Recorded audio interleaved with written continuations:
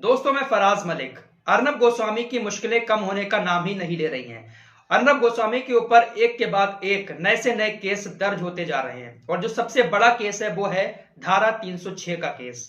क्या होता है धारा 306 के केस में, इसमें कितनी सजा का प्रावधान है, क्या अर्नब गोस्वामी को जमानत मिलेगी या नहीं मिलेगी, सारी बातें आप लोगों को बताएंगे। लेकिन इससे पहले आप लोगों को बता दें कि अर्नब गोस्वामी को 14 दिन की न्यायिक हिरासत में भेज दिया गया है।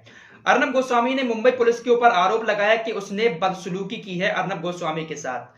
अर्नब गोस्वामी ने कहा कि मुंबई पुलिस अचानक से मेरे घर पर आ गई और मुझे घसीटते हुए जबरदस्ती पुलिस स्टेशन में ले गई, जबकि मुंबई पुलिस की तरफ से यह कहा गया कि हमने पहले रिक्वेस्ट की थी अर्नब गोस्वामी से कि आप चलिए, लेकिन अर्नब गोस्वामी जाने के लिए तैयार नहीं हुए।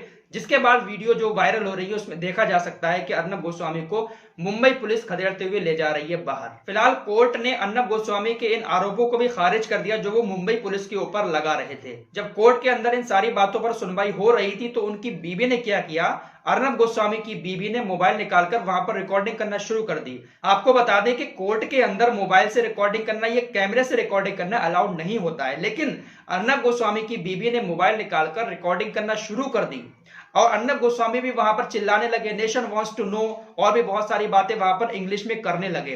तो उसके बाद जज साहब ने उनको फटकार लगा दी और कहा ये कोर्ट है, आपका न्यूज रूम नहीं है, यहां पर आपको चिल्लाने की जरूरत नहीं है। ऐसी खबरें सामने आ रही हैं कि जज साहब ने अर्नब गोस्वामी के ऊपर पूरी तरीके से फटकार लगाई और अर्नब गोस्वामी को 14 दिन की न्यायिक हिरासत में भेज दिया गया है। लेकिन सोशल मीडिया पर बहुत सारे लोग अर्नब के सपोर्ट में उतरे हुए हैं और हमारे बीजेपी पार्टी के भी बड़े बड़े नेता अर्नब गोस्वामी के बचाव में सामने आ रहे हैं। फ्रीडम ऑफ स्पीच का हवाला देते हुए बीजेपी पार्टी के बड़े बड़े नेता अर्नब गोस्वामी के बचाव में उतरे हुए हैं और कह रहे हैं कि ये तो इमरजेंसी जैसे हालात हैं कि एक पत्रकार की आवाज को दबाने की कोशिश कर रही है कांग्रेस सरकार। लेकिन आप लोगों को बता दें, अर्नब गोस्वामी के अलावा इतने सारे पत्रकार जेल के अंदर बंद है, अगर उनकी लिस्ट आपके सामने रख दी जाए तो ये वीडियो आधे घंटे का बन जाएगा।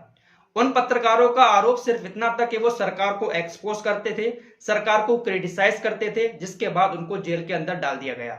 उन पत्रकारों के लिए किसी ने भी एक भी ट्वीट नहीं किया, लेकिन अर्नब गोस्वामी के लिए सब लोग ट्वीट कर रहे हैं। तो क्या सिर्फ अर्नब गोस्वामी ही देश का पत्रकार है? लेकिन आप लोगों को बता दें कि अर्नब गोस्वामी के ऊपर जो आरोप लगा हुआ है वो पत्रकारिता को लेकर नहीं है। इस आरोप से पत्रकारिता का कोई भी संबंध नहीं है। ये आरोप उनका पर्सनल मैटर है, उनके पर्सनल मैटर को लेकर उनके ऊपर मुकदमा दर्ज किया गया। इसमें पत्रकारिता की बात कहां से आ गई?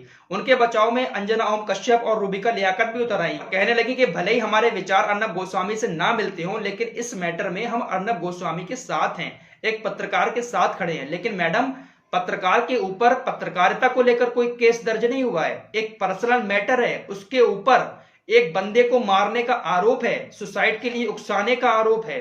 धारा 306 का मुकदमा अर्नब गोस्वामी के ऊपर दर्ज किया गया है। इससे पत्रकारिता का कोई लेना देना दूर दूर तक नहीं है। आपको मैंने पिछली वीडियो में बताया था और आप लोग सुन भी चुके होंगे कि एक इंटीरियर डिजाइनर थे अन्वय नायक, जो 2 साल पहले इन्होंने अपना स्टूडियो बनाया था ना रिपब्लिक भारत का, उसको इन्होंने डिजाइन किया था अन्वय नायक ने। तो इनके ऊपर 82 लाख रुपए बकाया थे। इसके अलावा 2 शख्स और हैं, तो कुल मिलाकर टोटल जो रकम थी वो 5.5 करोड़ रुपए थी। लगभग 5.5 करोड़ रुपए अन्वय नायक के इन 3 लोगों पर बकाया थे, जिसमें एक अर्नब गोस्वामी भी है।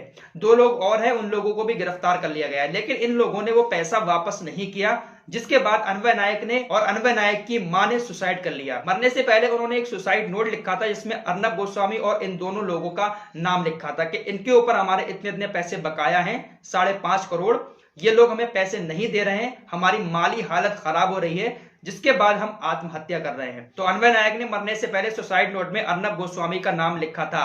अर्नब गोस्वामी के ऊपर अब जो मुकदमा दर्ज हुआ है धारा 306। धारा 306 क्या है? ये एक ऐसी धारा है जिसमें आप किसी को आत्महत्या करने के लिए उकसाते हैं, आत्महत्या करने के लिए उकसाया जाता है। उकसाने के आरोप में आपको धारा 306 के तहत सजा होती है और इस धारा 306 में सजा का प्रावधान है 10 साल का। इस धारा में 10 साल की सजा और जुर्माना दोनों का प्रावधान है और ये नॉन बेलेबल धारा है। इसमें आपको जमानत नहीं मिल सकती। अगर आपको सजा हो गई तो 10 साल आपको जेल के अंदर गुजारने ही पड़ेंगे। ऐसा नहीं है कि आप लोग वकील साहब को लेकर कोर्ट में पहुंच गए और वकील साहब आपको जमानत दिलवा दे। नॉन बेलेबल धारा है धारा 306। तो अगर अर्नब गोस्वामी को इस केस में सजा होती है तो 10 साल की सजा होगी।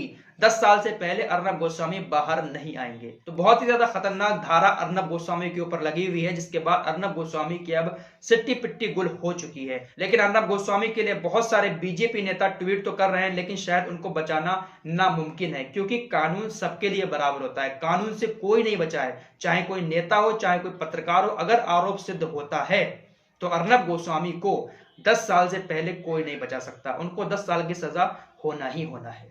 मिलते हैं एक और नए मुद्दे के साथ, तब तक के लिए जय हिंद।